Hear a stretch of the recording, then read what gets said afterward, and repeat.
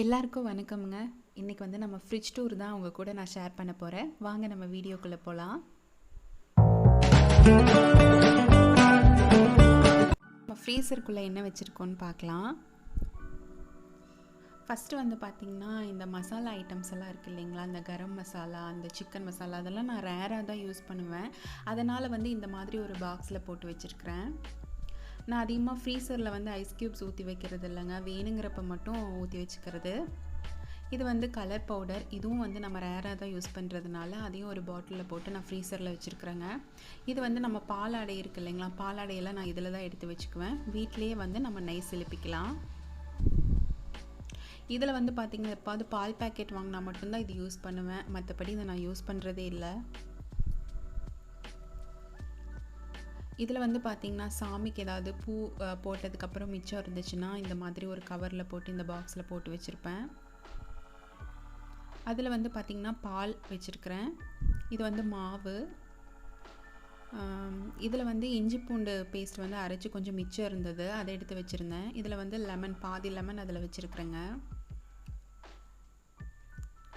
அங்கே வந்து பார்த்திங்கன்னா நம்ம பேக்கிங் சோடா போட்டு வச்சுருக்குறோம் இல்லையா, நம்ம ஃப்ரிட்ஜ் வந்து ஸ்மெல் வராமல் இருக்கிறதுக்காக. இதில் வந்து பார்த்திங்கன்னா தேங்காயெல்லாம் சுரவிட்டு நம்ம அந்த கவரில் போட்டு வச்சாலுமே எடுக்கிறப்ப அந்த மேலே இருக்கிற பொடியெல்லாம் விழுந்துடும். அதனால் நான் இந்த மாதிரி ஒரு பாக்ஸில் போட்டு வச்சுருவேன். இதில் வந்து பார்த்திங்கன்னா கொத்தமல்லி இலைகள் எல்லாம் இதில் தான் போட்டு வச்சுருக்கிறேன். இது வந்து மேலேயும் டிஷ்யூ பேப்பர் போட்டு வச்சுருப்பேன், அதே மாதிரி கீழேயும் டிஷ்யூ பேப்பர் போட்டு வச்சுட்டா அந்த தண்ணியெல்லாம் அது உறிஞ்சிட்டு ரொம்ப ஃப்ரெஷ்ஷாக இருக்கும் இலைகள். எப்போவுமே நான் எப்போவுமே இப்படி தான் ஸ்டோர் பண்ணி வைக்கிறது. இதில் வந்து பார்த்திங்கன்னா தக்காளி ஸ்டோர் பண்ணி வச்சுருக்கிறேன்.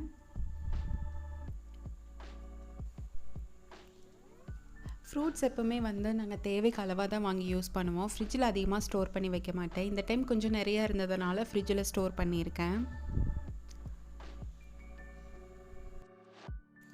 இப்போ நம்ம பார்க்க போகிறது காய்கறி எல்லாம் நான் இதில் தான் ஸ்டோர் பண்ணி வச்சுருக்கிறேங்க. இது துணி கிளாத்து தான், இது நானே ஸ்டிச் பண்ணினது. இந்த ரேஷன் கடையில எல்லாம் கொடுப்பாங்கள்ல, அந்த கிளாத்தும் இதுக்கு ரொம்ப ரொம்ப நல்லாயிருக்கும். இது பியூர் காட்டன் அப்படிங்கிறதுனால இது தண்ணியை சீக்கிரமாக இஞ்சக்கூடிய தன்மை இருக்கிறதுனால நம்ம இந்த காய்கறிகளை இந்த மாதிரி பேக்குள்ளே போட்டு சுற்றி வைக்கும்போது காய்கறிகள் ரொம்ப ஃப்ரெஷ்ஷாக இருக்கும். உங்கள் ஃப்ரிட்ஜும் எப்போவுமே ரொம்ப க்ளீனாக இருக்கும். வீக்லி ஒன்ஸ், அதாவது அந்த காய்கறிகள் முடிஞ்சதுக்கு அப்புறமா அதில் மறுபடியும் ஸ்டோர் பண்ணி வச்சுக்கலாம். உங்கள் காய்கறிகள் பட்டு அங்கே அழுக்காச்சுன்னா நம்ம அதை வாஷ் பண்ணியும் யூஸ் பண்ணிக்கலாம். ரொம்ப ரொம்ப யூஸ்ஃபுல். இந்த காய்கறிகளை வந்து இந்த மாதிரி பேக்கில் போட்டு வைக்கிறதுனால நமக்கு எது தெரியாமல் போகிறதுக்கு சான்ஸ் கிடையாதுங்க. நம்ம தொட்டு பார்த்தாலே அதில் என்னென்ன காய்கறிகள் இருக்குதுன்னு நம்மளால் தெரிஞ்சுக்க முடியும். இது ரொம்ப ரொம்ப யூஸ்ஃபுல்லாக இருக்கும். நீங்களும் இதை ட்ரை பண்ணி பாருங்கள். இந்த பேக்ஸ் எப்படி தைக்கிறது அப்படிங்கிறதுல இன்னொரு வீடியோவில் நான் உங்கள் கூட ஷேர் பண்ணுறேன். இது ரொம்ப யூஸ்ஃபுல்லாக இருக்குது. இது வந்து பார்த்திங்கன்னா நம்ம பிரியாணி எல்லாம் செய்கிறக்கு இலை கொடுப்பாங்கள்ல, அந்த பிரியாணி எல்லாம் அதெல்லாம் ஸ்டோர் பண்ணியிருக்கேன். இது வந்து பேக்கிங் பவுடர் கொஞ்சம் மிச்சம் இருந்ததுன்னு இதில் ஸ்டோர் பண்ணி வச்சுருக்கிறேன்.